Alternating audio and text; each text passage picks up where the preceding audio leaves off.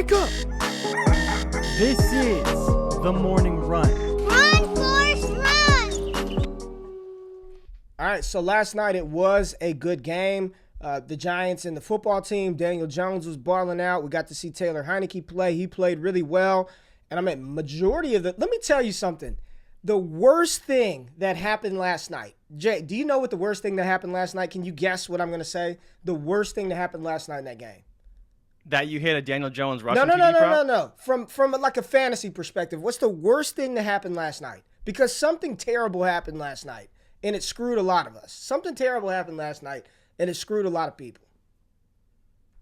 Probably, I don't know. That's a good question. I would say Okay. Antonio Gibson, but I don't know. No. This is the worst thing that happened last night. The worst thing that happened in that game from a fantasy perspective was Saquon Barkley ripping off that 40-yard run. That was the worst thing that could happen. Let me tell you why.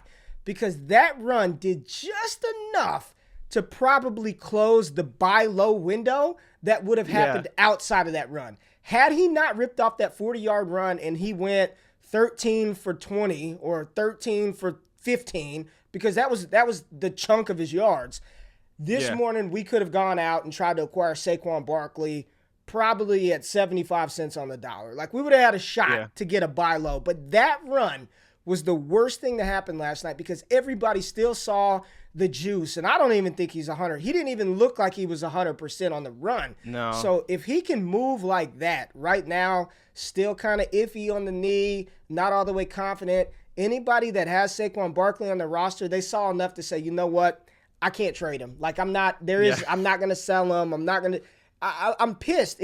I wish he would have just went off. I wish he would have just went nuts, right? Opposed to doing absolutely nothing outside of that big run. That was the worst thing that happened last night was Saquon making that run. So the football team did win 30-29. Daniel Jones, I mean, when you talk about maybe one of the best games of his career, where he only threw for 249, he had a touchdown, 9 carries, 95 yards, another touchdown. That may have been the most impressive I've seen Daniel Jones look. And kudos to Jason Garrett for running so many of those zone read run pass options with Daniel Jones to utilize his athleticism. Say what you want about his decision making. Say what you want about the turnovers that he continues to commit. He's a hell of an athlete. And we've seen him, from max speed on that 90-yard trip run last season or 2 years ago to what he was doing last night. When he's dialed in and not turning the ball over and utilizing his legs to make plays, like, stop trying to make him this drop back Eli Manning pocket passer. Utilize Daniel Jones' athleticism. I think if they develop a game script, much like they just did last night, I mean, he could be a Konami Code type quarterback, man. I mean, that rushing line alone, you would have been happy with for a running back. If you said Saquon went out there for 9 for 95 and a touchdown, you're good. Like, you're money. You're loving that week. So you're getting that plus the additional passing yards, whatever passing bonuses you have. Danny Dimes, man, I ain't even going to call him – we got to find a new name because I ain't going to call him Dimes even though he was on last night. But utilize that man's athleticism. Utilize his rushing ability. And, yes, I did hit the Daniel Jones rushing touchdown prop. You talked me into that. You were like, dude, Daniel Jones over – like every 5 games he's running for a touchdown. Yeah. And I said, damn it, Jay, I'm going to take that bet. So thank you for that. Taylor Heineke in his, I think, 3rd career start gets his first win. Yeah. Gets his first win last night. He was 34 for 46. Started out a little rough, but he settled down. Yeah. And what did he do? He leaned on his big dog. He leaned on one of the best wide receivers in the NFL, and he got the ball to Terry McLaurin. And once you get the ball to Terry McLaurin, good things happen because he is uncoverable. You start him. I'm not trying to be prisoner of the moment. I did a quick Twitter search of my handle and Terry McLaurin's name, and it's just littered with just takes. I love Terry McLaurin. He's got to be a top 10 wide receiver in the NFL. Has to be a top 10 wide receiver. Right now, would you rather Terry McLaurin or any of the rookies from 2021? Jamar Chase, Devonta Smith, or Terry McLaurin? Who do you want? I'm taking Terry McLaurin, but I think there will be a case for Devonta Smith quickly. I think it'll be a case for Smith and Chase. I mean, I think both of those dudes. I think Smith and Chase should be valued as top 12 dynasty receivers next year, and I think Chase already is. Yeah. But I think after this season, what Devonta Smith is going to do, and we'll talk about some of his prop numbers, which are absolutely disrespectful and free money once again. More free money. We'll get into that. Terry McLaurin, 11 for 107 and 1. I hit the over on the 5.5 receptions. I was a little skeptical of that at first because I'm like, I don't know if they're going to try to run the ball, keep it away from the Giants. But he did hit the 5.5 receptions. Sterling Shepard balling out. Shout out to some of the folks that I told to draft Sterling Shepard, and they argued me to death that he's not the number one.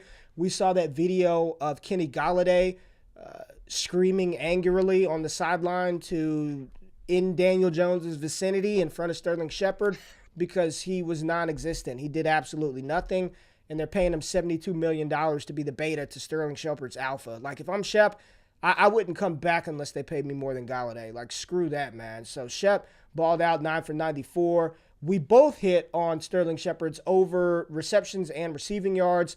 Antonio Gibson rushing yards hit that. You did not hit the receiving yard prop. I had that as well. I had it at 18.5. Didn't hit that. Like, where's this whole Antonio Gibson is going to be Christian McCaffrey?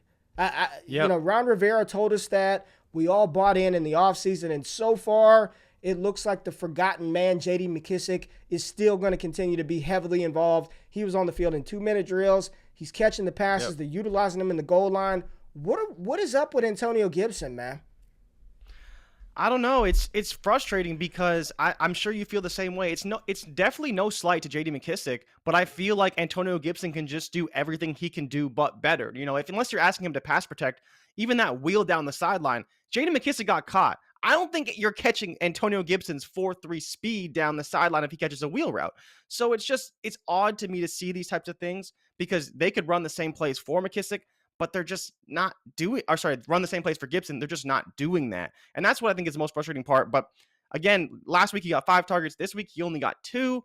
I don't know if it's Taylor Heineke. And that was a small fear of mine. You know, when we were talking about that bet was Taylor Heineke. Is he going to target the running back? He did a little bit when it was McKissic, but he didn't so much when it was Gibson. You know, I saw a few times where Gibson was open, just kind of out in the flats. He didn't throw it to him. He chose to throw it downfield. Again, that's just how the quarterback plays. Nothing you can do about it, but it's something to monitor going forward if you're expecting Gibson to hit these rushing props and get a lot of targets going forward. Oh, you muted, man. I didn't want the people to hear me drinking. I didn't want to hear YouTube comments saying that I don't want to hear my, what is that thing? ARSM, AMSR. ASMR. AMSR, whatever that means. I know the people didn't want to hear that. But here's my sneaky takeaway from that matchup, man. I think Taylor Heineke is going to be, I think he can be a solid quarterback too in fantasy for this season. Like what the long-term potential is, I don't know. But if they're going to ask him to throw the ball 50 times a game, 35 passes a game, with Terry McLaurin, with the running game, with Logan Thomas, I think he can be, and he even took his shots to De'Ami Brown, missed a couple. De'Ami came down with a big catch one time. I think Heineke is a sneaky buy. Like, if you're a contender and, you've got, think about it like, I know this sounds crazy. Would you have more confidence in Ben Roethlisberger as your QB2 or Taylor Heineke right now? You know what I'm saying? Wow. Think about that. That's tough because the other thing that we didn't see was Heineke running the ball. We know that he can run, but he really didn't run that much. He threw a lot. And the bookmakers nailed this number because remember when we talked about it, it was 280 yards. It seemed really high to me, but he went for 330. So clearly they undershot it and they actually probably priced it pretty well. So that was surprising for me at least. They definitely did pass more than they ran, but he could be pretty damn good because we know that he can work with his legs if he really has to. Like, I think, and if I'm in contention, I have no problem giving up a 2022 second for him in Superflex to compete for this season. Like, I think if you've got Heineke, I would try to shop him. And if you need a quarterback and you're sitting there rolling out Ben Roethlisberger, you're rolling out, I can't really think of any. I mean, there are a couple of others that are a little bit on shaky ground, but I think I'd rather have Heineke over Big Ben. And I know that sounds crazy because we know Big Ben is a Hall of Famer, but that's where I'm at. Anything else from this game? Saquon, Shep, no Kadarius Toney once again. I saw somebody talk about Toney in the comments. We knew that wasn't going to happen. Just a really good game. Really good game between two teams that were competing in division. Nice. And now it says, now we know why Ron Rivera wasn't going after Cam Newton. I think Heineke is a nice piece, man. And here's the thing. It's the bird in the hand thing. Like, you've got this thing that maybe, because they did give him a 2-year extension, maybe they roll into next season with still draft the quarterback, but he's got another year to kind of prove himself. It's almost looking like the Gardner Minshew effect from a couple of years ago. you know? Yeah. Do you cash out now or do you hold the bag thinking that he may be the long-term answer? I don't know. We'll get into that another day.